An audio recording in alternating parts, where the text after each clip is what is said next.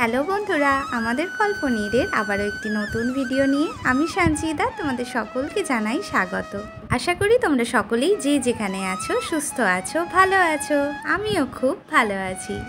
Home making ঠিক যেমন শব্দটা খুবই সহজ, সব কিছু সাজিয়ে গুছিয়ে নিয়ে সঠিকভাবে গুছিয়ে নেওয়াটাও অতখানিও সহজ না, আবার অসম্ভবও নয়। আমরা আমাদের সমস্ত কাজকর্মের একটা নির্দিষ্ট রুটিন মেনে চলতে পারলেই আর কাজকর্মের মধ্যে বেশ কয়েকটা সহজ পদ্ধতি খুঁজে নিতে পারলেই আমাদের হোম মেকিংকে করে তুলতে পারবো অনেকখানি সহজ। আজকের আমার ভিডিওতে তোমাদের সকলের সঙ্গে শেয়ার করে নিচ্ছি আমার হোম মেকিং এর বেশ কয়েকটা সহজ সিম্পল হোম হ্যাকস, যেগুলো আমার হোম মেকিং করে তুলেছে অনেকখানি সহজ, যেগুলো সত্যিই খুব প্র্যাকটিক্যাল এবং বাড়িঘর সাজিয়ে গুছিয়ে অর্গানাইজ রাখতেও খুব সাহায্য করে। তোমরা ভিডিওটা দেখতে থাকো, আশা করছি তোমাদের সকলের ভালো লাগবে।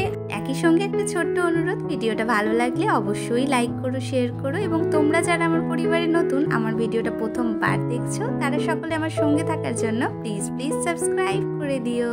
সম্পূর্ণ ভিডিও শেষে অবশ্যই কমেন্ট করে জানিও আমার কোন হোম হ্যাকসটা তোমাদের সব থেকে বেশি ভালো লাগলো, এবং তোমাদেরও জানা হোম হ্যাকস আমার সঙ্গে শেয়ার করে আমার হোম মেকিংকে আরো সহজ করে তোলো। তাহলে চলো আর বেশি দেরি না করে শুরু করা যাক আজকের আমাদের ইন্টারেস্টিং ভিডিও। বাড়িতে সাজিয়ে রাখা পছন্দের ফটো ফ্রেমগুলো, সেগুলো কি করে ক্লিন করতে হয় এর আগের ভিডিওতে আমি তোমাদের সকলের সঙ্গে তো শেয়ার করিয়েছি। আজকে শেয়ার করব বাড়িতে রাখা ল্যামিনেটেড ফটো ফ্রেমগুলোর সহজে পরিষ্কার করার পদ্ধতি। এর জন্য নিয়ে নিয়েছি বাড়িতে রাখা যে কোনো ব্র্যান্ডের নারকেল তেল, আর একটা ছোট্ট তুলোর টুকরোতে নিয়ে নিয়েছি বেশ কয়েক ফোঁটা তেল। এরপর তেলযুক্ত ভেজা তুলোটা নিয়ে হালকা হাতে ল্যামিনেটেড করা ফটো ফ্রেমটার ওপরে আস্তে আস্তে পরিষ্কার করে নেব। গত 10-15 দিন শুধুমাত্র পরিষ্কার করা হয়নি, আর এতটা পরিমাণে নোংরা বেরিয়েছে তোমরাই একবার দেখো। আমি খুবই দুঃখিত, এতটা নোংরা আমি এর আগে কল্পনাও করতে পারিনি। এরপর একটা সফট কটনের কাপড় নিয়ে হালকা হাতে মুছে নেব ফ্রেমটার ওপরে লেগে থাকা এক্সট্রা তেলগুলো। ভালোভাবে মুছে নেওয়াটা অবশ্যই প্রয়োজনীয়, না হলে পরিষ্কার করাটাই হবে বৃথা। এক্সট্রা তেলটা সবসময় টেনে নেওয়ার চেষ্টা করবে নিজের কাছে, ধুলোবালিগুলো সব থেকে বেশি, তখন পরিষ্কারের তুলনায় নোংরা হয়ে যাবে দ্বিগুণ।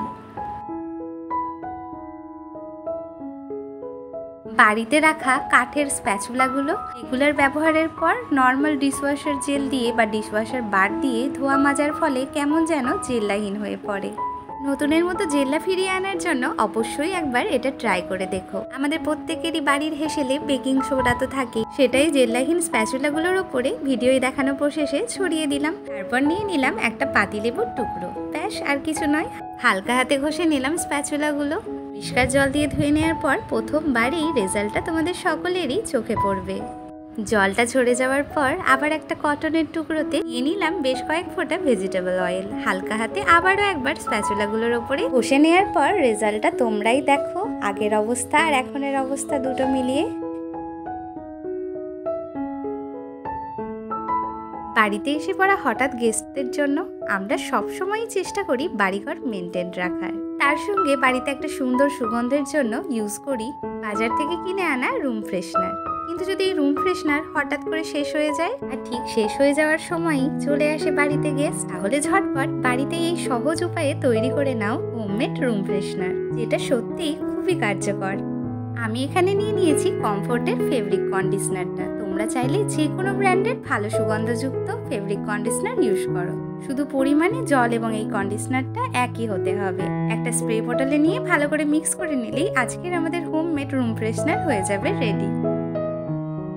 বাড়িতে আয়রন তো সকলেরই আছে, আর আয়রন বাড়িতে থাকলে আয়রনের এই যে লম্বা কর্ডটা সবসময় বাড়িঘর অগোছালো করে রাখার জন্য 1 নম্বরে থাকে, আর এটাকে সঠিকভাবে অর্গানাইজও করে রাখা যায় না। আজকের আমার এই ভিডিওতে এই কর্ডটাকে সুন্দরভাবে অর্গানাইজ করে রাখার পদ্ধতিটাই শেয়ার করে নিচ্ছি। এটা খুবই সহজ একটা পদ্ধতি, তার সঙ্গে অনেকখানি স্পেস সেভিং। আয়রন কর্ডটাকে হালকা হাতে এইভাবে গুছিয়ে নেওয়ার পর আমার মেয়ের একটা রাবার ব্যান্ডের সাহায্যে এটাকে আটকে নেব, ঠিক এইভাবে। আর তারপর আয়রনের মাঝখানের এই যে ফাঁকা অংশটা, সেখানটাতে রেখে দেব এইভাবে কর্ডটাকে। তোমরাই দেখো কোনো রকম ঝামেলা ছাড়াই কর্ডটা কিভাবে গুছিয়ে রাখা হয়ে গেল, এক্সট্রা জায়গারও প্রয়োজন পড়লো না। এইভাবে আয়রনটাকে রাখা যেতেই পারে। এছাড়াও বাড়িতে যদি এক্সট্রা কোনো ছোট বাস্কেট থাকে, সেটাতেও একইভাবে কর্ডটাকে গুছিয়ে নিয়ে আয়রনটা রেখে দিলে কিউট মিষ্টি মতো লাগে, আর এটাকে ছোট্ট জায়গায় অর্গানাইজও করে রেখে দেওয়া যায় খুবই সহজে।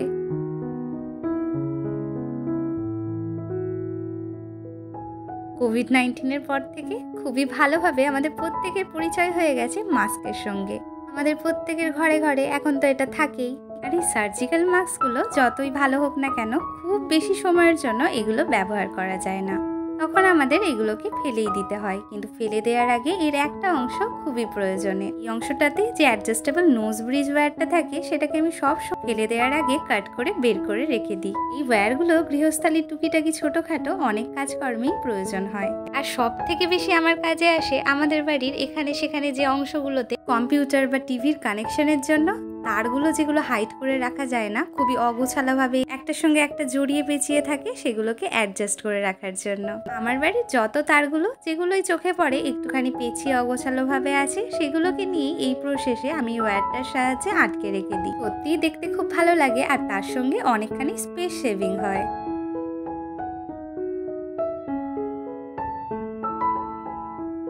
প্রচণ্ড ঝামেলায় পড়ে যাই আমরা বাড়ির নিত্যদিনের ব্যবহারের কলগুলোকে পরিষ্কার করার সময়। উপরের অংশগুলো তাও ঝামেলা ছাড়া পরিষ্কার হয়ে গেলেও সমস্যা দেখা যায় মাঝে মাঝে কলের জল পড়ার মুখের অংশটাতে। মাঝে মাঝেই জল পড়া ঝাঁঝরিগুলো ব্লক হয়ে গিয়ে খুব একটা ভালো কলগুলো দিয়ে জল বেরোয় না। সেই সমস্যা থেকে মুক্তি পাওয়ার জন্য একটা ছোট্ট পলি ব্যাগে আমি নিয়ে নিয়েছি বেশ কিছুটা ভিনিগার, আর ভিডিওয় দেখানো প্রসেসে কলের মুখের অংশটাতে এইভাবে আটকে দিয়েছি। ঘন্টা পরে সেই কলের মুখ থেকে প্যাকেটটা খুলে নিলেই পেয়ে যাব সমস্ত সমস্যা থেকে মুক্তি, কোনো রকম খুব বেশি ঝুট ঝামেলা ছাড়াই। সমস্ত কলে ময়লার পরিমাণটা একটু সামান্য বেশি, তারা পুরো রাত্রি যদি এই প্যাকেটটা এইভাবে কলের মুখে রেখে দাও তাহলে রেজাল্টটা পাবে আরও বেশি ভালো। আমি শ্বশুর বাড়ি থেকে যখন নতুন আমার এই বাড়িতে এসে শিফট করি, তখনই কেনা হয়েছিল আমাদের বাড়ির ফ্রিজটা। তাও আজ থেকে মোটামুটি গত 5 বছর আগের কথা। ফ্রিজের সামনের অংশটা নতুনের মতোই আছে ঝকঝকে। চলো আজকে তোমাদের সঙ্গে শেয়ার করে নিই ফ্রিজের সামনের অংশটাকে ঝকঝকে করে রাখার আমার পদ্ধতিটা। এর আগেও আমার বেশ কয়েকটা ভিডিওতে তোমাদের হোমমেড সলিউশনের কথাটা বলেছিলাম, যেটা সমপরিমাণ ভিনিগার জল এবং 2-4 ফোঁটা ডিশওয়াশার জেল দিয়ে তৈরি করে নিই আমি বাড়িতেই। বাড়ির সেই সলিউশনটা দিয়েই আমি ফ্রিজের সবসময় উপরের অংশটা পরিষ্কার করতেই বেশি স্বাচ্ছন্দ্য বোধ করি। বাজার থেকে কলিন এনে যে ব্যবহার করি না তা নয়, সেটাও ব্যবহার করি মাঝে মাঝেই, তবে রেজাল্টটা যেন বেশি ভালো পাই আমি আমার হোমমেড সলিউশনটাতে। এবং চকচকে ভাবটা ধরে রাখার জন্য কটনেতে নিয়ে নিই একটুখানি পরিমাণে অলিভ অয়েল, এখানে কোকোনাট অয়েলও ইউজ করা যেতে পারে। তারপর পরিষ্কার করা ফ্রিজের ওপরের অংশটাকে একবার মুছে নিয়ে আবারও একবার কটনের কাপড় দিয়ে হালকা হাতে মুছে নিই, যার জন্য আমার ফ্রিজের সামনের দিকের অংশটা সব সময় থাকে নতুনের মতো চকচকে। এই সমস্ত প্র্যাকটিক্যাল হোম হ্যাক্সগুলো সত্যিই আমার কাছে অনেক বেশি হেল্পফুল। তোমরাও অবশ্যই ট্রাই করে দেখো। আশা করছি তোমাদের হোম মেকিংকেও অনেকখানি সহজ করে তোলার জন্য এগুলো খুবই কাজে আসবে। আর এগুলো এতটাই সিম্পল যে এগুলো অ্যাপ্লাই করা খুবই সহজ, তোমাদের সকলের ভালোও লাগবে। আমার আজকের ভিডিওটা আমি তাহলে এখানেই শেষ করছি। তোমাদের সকলের সঙ্গে দেখা হবে আমাদের কল্পনিরির আবারও একটা নতুন ভিডিওতে। তোমরা সকলে সুস্থ থেকো, ভালো থেকো।